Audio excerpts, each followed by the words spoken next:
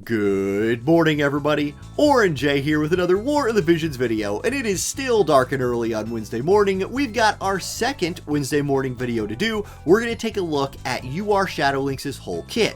We already know just from the in-game preview that she's going to be a top-tier PvE chaining unit, but will she fit into the global dark meta? Is she going to be impactful at all? Is she worth pulling for?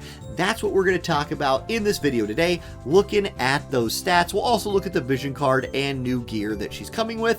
Let's do it, and let's start with the girl herself. Now, in Hiroki and Justin's video, they mentioned that she was going to be like a unit who's good at evading stuff. They're wrong. She's not going to do that. She's just not. She's not an evasion unit. She is a dark bruiser that I think is going to do a lot more damage than the people talking about her on Discord this morning think she's going to do, and I'm going to go over why. So, master ability, really good for her specifically. She has her dark attack and dark HP buff for her group, okay, then 10 AoE resist, which I really like on her, and 20 critical hit rate. She needs to crit to do her job. It's a decent master ability. Her trust master, the Bellflower dress, don't love the stats on it for a piece of armor with only 8 defense, but the buff is useful in niche situations. It's a nice diamond-shaped AoE buff that will allow your units to dispel, haste, and regenerate when they crit. I know it says for hit right here, but in the game client it says on crit it will do those things. I think this buff is situationally very useful, will be a nice tool to have in your kit if you pull for her, but definitely not a TMR that I would just go pull for. So if that's something you were thinking about, the TMR's nice. It's definitely not game changing, so I wouldn't pull just for that. Okay, what about her stats? Now what I did here is I threw her next to Little Leela the Bold in the team builder to kind of put them next to each other. So Lynx on the left, Leela on the right. If we look, Lynx comes in with about 500 more HP than Leela does. Keep in mind those HP numbers are a little bit higher because they're technically buffing each other with their group buff HP wise, but still 500 more HP is nothing to laugh at. Shadowlynx is going to be a unit that is hard to kill, especially when covered by a tank. Okay, Leela comes in with 615 attack compared to Lynx's 522, but Lynx has a ton of ways, including her new weapon, of boosting that attack stat very, very easily. So I'm not worried about this 522. I think this will become something comparable to Leela's. Agility-wise, Leela has 2 more at 68 compared to 66. Luck-wise, Leela with almost 45 more luck. So this is what I'm saying. This girl right here, Leela, you can build her as a sneaky evade unit. Lynx, I don't think so. I don't think Lynx is going to be dodging much of anything, even if built for evade. I just don't think you go that route. So that's how her stats compare. Now, resistances. This is an important thing for Shadowlynx, especially this 20 missile resist and this 10 magic resist. These are 2 areas where there's a lot of AoE damage in the game. Shadowlynx is meant to be built for AoE resistance. She has good attack type resist to go with that. And Leela's resist in that area aren't bad either. Leela's weak to pierce, Lynx is weak to strike. They're comparable there. Then we get down here. Here's where I think Lynx starts to show off a little bit. Her critical hit rate, just walking into a fight, is 52. That's very, very high compared to Leela's 19. And then she has that 10 AoE resist. A lot more on that when we actually start looking at her skills. Okay, you know what? Before we look at skills, let's go ahead and look at that weapon. So here's the winged lance. This is a spear, actually usable by all spear users in the game, but the passive effects are for Trick Lancers, Oberon, Lancers, and Lynx. It's going to give critical damage 15. Lynx is a unit who's going to be critting a lot, so that crit damage 15 is a nice buff to her. A 30% attack buff, okay, I love that. And that's good for Oberon and Winter Luartha as well. And then Pierce Attack 20. This is a great lance. It also has 20 accuracy and 18 crit rate. Winter Lynx is a very accurate unit who's going to crit basically all the time. This gives her more crit damage, more attack, and Pierce Attack up. It's the perfect lance for her. And this honestly might be a really good lance for somebody like Oberon or Eileen, if you use Eileen, as well. So there's that. Now, looking at her skills. Her support skills are really good. Ice Gliding Fairy is an agility buff, which is excellent with 40 defense pin. Shadowlynx is a unit with access to 3 different damage types, so defense penetration is going to be really important on her, so you can run the sub-jub you want, give her access to piercing and another type of damage. Boom, there's defense pin, you can get that. Hunter's Eye will be only if you're running her with her like Hunter sub for that range buff. Violet Shadow, this is a move +1 with a 60% attack buff if her HP is over 80%. Now, on an evasion unit, this would be particularly good. I don't know how good this is going to be on this UR Shadowlynx. I do know that move +1 is situationally very important for like setting up buffs on certain maps, so I don't hate this support move outright. And if you can get her tanky enough where she can take an AoE hit or two, you could get some use out of Violet Shadow. However, I think in most cases you would be safer off running the 30% attack buff with the accuracy and the just eating the decrease in evasion, because I don't think you're building her for evade. I think you're building her for accuracy and attack. I like Nightblade Mastery more than I like Violet Shadow in general, unless you can build her in such a way where you need the move +1 or you can kind of guarantee to keep her HP above 80%, which is tough. Her counter moves, I don't think they're super good. Oh, and then combat rating, I'm sorry, initial AP 15. Could be good in PvE, and we know she's a PvE like goddess, right? So that could be useful as well. Anyway, counter moves, don't love them. Edged evasion, this is a 30% chance to decrease critical evasion for the target and then poke them. It might be her best counter move, but you have to be careful with this one. If you have an ally standing like in this little range, she will also poke them. So you do have to be careful with these like piercing counterattack moves. It does have the chance too of hitting more than one unit. I've had that happen before. A 30% chance to proc is decent, so okay. Dark Snare, this is her longest range counter move. It's her longest range ability, maybe, too? I don't know. 30% chance to decrease dark resist and missile resist by 25 on the target. This is one of those moves that you could run in like a guild raid situation for the debuffs. I guess. I think a lot of people think this one's going to be good. I probably wouldn't run this one. I'm probably sitting here running Edged Evasion, but this one will proc from like across the map almost. So it does have some value there. And then Counter Swing is just your basic 30% chance to slap them with your sword if you want to. Okay, how about her main job? What are we getting right here? First of all, Break Lance. This is her cheap 17 AP move, and for a cheap move, it's really good. 121% modifier, piercing with a 43% attack and magic debuff. Also has a chance to be AoE. This is a long line of piercing damage, and for a 17 AP move, like this could hit the whole enemy team if they're lined up for you. That's really impactful. Like, don't sleep on how good of a move her cheap AP move is. As far as scaling goes, she's going to scale off of attacks, dex, agility, and luck, so she scales off of a lot of stats. That's nice. Now we get to her TP skills. The strength of her kit is her TP skills. These are insane. So Stance of the Daisy gets EX upgraded to Stance of the Bellflower. It's a 30 AoE resist buff for herself. This is a self-only buff with 2 uses. 30 AoE resist for 3 turns, missile resist 25, jump +1, and restore AP 20 when performing a critical hit. This takes care. You do not need bells on her if she has this kit up, because I'm telling you, this girl is going to crit a lot. So you can almost count on this 20 AP restore coming through for you.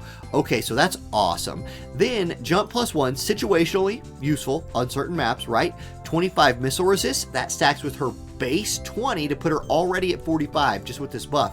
And then 30 AoE resist with just her master ability puts her at 40 AoE resist. That means if you're running her in a group with somebody who's running like this card right here, like Garvel's card that gives 20 AoE resistance, or the Holiday card that gives AoE resistance, or Death Machine that gives AoE resistance, she's at 60 AoE resist. Just with her one buff and a vision card, she's at 60 AoE resistance. That's what I'm talking about when I say if you can run this girl with somebody like Dwayne or Whisper or a tank covering for her, if she gets hit by an AoE attack, she's going to tank that thing very effectively, especially if it's like a missile attack and she's also stacking that missile resist. She's going to be a very good anti-missile unit, and again, very good in collaboration with a tank. I wish we had gotten Dwayne's master ability 2 for her, like to run him with her this week. I feel like they would be great partners, but we just haven't got that yet, and we just don't know when that's coming to global. Hopefully sooner than later. Okay, she also has Dance of the Violet. This is a very good group buff. Again, you can see not the long range buff, just she has to be next to her friends, but it is an AoE protect buff. I like that. Then it also gives her 40% attack and 25% agility. I don't think this is as good as her self buff, and I think she has a better option for a group buff if you want to run one in her hunter sub, but it is still good and does make her faster and hit harder while giving her group protect. It's good. This is a really good buff. It's just not as good as this god tier self buff right here. Okay, how about more damage moves? Ending Axle. This is a diamond shaped AoE because she's a dark bruiser. She must, by definition, I guess, have a diamond shaped AoE move. 165% modifier, and when the target is killed, she will recover AP for herself. So if she crits with this, she'll get AP back, and if she kills somebody with it, she'll get even more AP back. You can see how she's not going to struggle for generating AP. Keep in mind too, she's a piercing type unit. Not a lot of pierce resist out there. Not a ton of units are building pierce resist, and if you're fighting light with her, Warrior of Light has minus 20 pierce resistance, and Engelbert, for as good of a physical tank as he is, only has 5. It is his worst physical thing. So, not bad. Not bad right here. Pierce damage, harder to tank. Okay, triple sequence. We already knew this was going to be a god tier PvE move. Because it's a 3-hit, it's a 4-use 3-hit move that reduces counter 100%. It will also give her 40 defense penetration with the EX upgrade. So now it is also a very good PvP move because this 40 defense pin stacked with her support ability will give her 80, making her really hard to tank. I think this move is now also good for PvP because it comes with that sweet, sweet defense penetration. Okay, her job level 25 ability, a 200% modifier, single target move. So it's her hardest hitting single target move. As far as modifier goes, the triple hit move might still hit harder because it hits 3 times, but this is a 100% hit chance and it's medium range. So she will be good at hitting evasion units. That's good. I like this move a lot, right? This is a good move, 100% hitter. It adds something to her kit. If you're running her main job, sub job, Purple Fairy, that's really what it is. She's Skating Lynx. Okay, anyway, she has another TP skill that can inflict doom or sleep. AI's not going to use that. Maybe you can figure out a way to work that into some PvE. Cross Strike. This is a small AoE move that does decrease pierce resistance. A weakness of her kit that I need to point out is it does not come with pierce resistance penetration. All she gets is a pierce resistance debuff. Debuff not as reliable and forces you to use a move, whereas I wish she would have had some pierce resistance in her like support abilities or master ability. That is a weakness of her kit. I want to point that out. Overall, with her new job, before I move on to her sub jobs, if I had to grade just on this, I would say she's not going to be as impactful as somebody like Little Lilo the Bold, but Little Lilo the Bold is literally a top tier unit in the game, and like, I don't know, maybe Lynx just combos with her really well. I think the 2 drawbacks that I see for Lynx right now are she really is going to want to tank in her group. Like, she's really going to want to tank, I think. Or she wants to death ball with other Dark Bruiser units and just force the enemy into dropping AoE attacks and not just like single targeting her, especially with like a punching unit. Like a strike unit single target hitting her is her biggest weakness. So watch out for those things. Okay, Hunter sub job. Why do I like the Hunter sub job on her? Couple of reasons. One, it gives her access to tracking techniques, which is an agility and attack steroid buff for your whole group that also gives her 50 reaction block rate. This is a super strong group buff. A 25% agility buff for your group and an attack steroid's insane. It's just really good. Also, she has access to another defense penetration move, although this one's just for herself, with missile attack resistance pin that I do think is nice. This 50 missile attack resist pin does scale well with her defense pin from her support abilities, so this gives her access to missile type moves and some more penetrations. Also gives her another accuracy buff for 3 turns if you want that. And then Warding Volley is a really good AoE that hits in a square and slows down the enemy. Okay, Nightblade. This gives her access to slashing type moves and allows her to use the triple trick vision card if you want slash chaining for like a dark slash chain team as well. She has access to that. Her group buff here is missile resist, pierce resist. She can already buff her own missile resist, but if you wanted to run this for like a group buff, missile resist or pierce resist group, you could do that as well.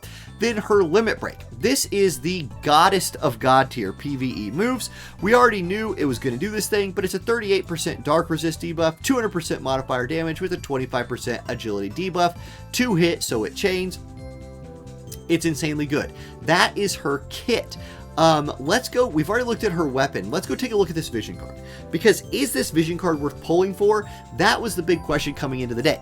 The stat line on this vision card: 166 attack I like, 342 HP is good, and then the extra slot, the extra thing on it is Dex, which Dex is one of the most like meh stats in the game.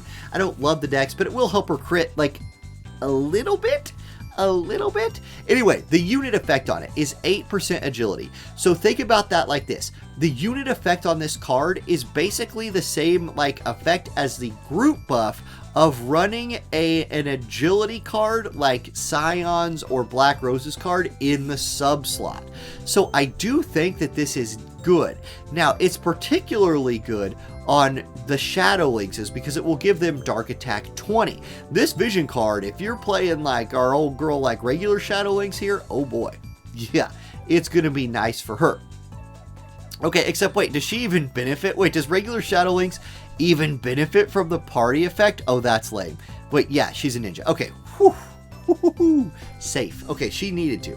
Anyway, what about this group buff? Because here's the thing with these vision cards. If you can figure out a way to work them into a mono element team, they are some of the best group buffs in the game.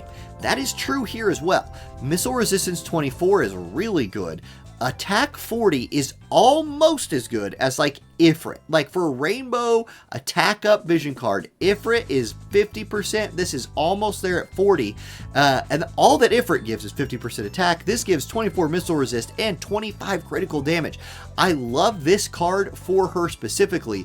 Once again, I feel like, can you work this in to like a her and Dwayne group or something like that? And then I also think you're going to want to run an AoE resist card with her as well, which makes me think somebody like a Dark Fina would be a good work in here.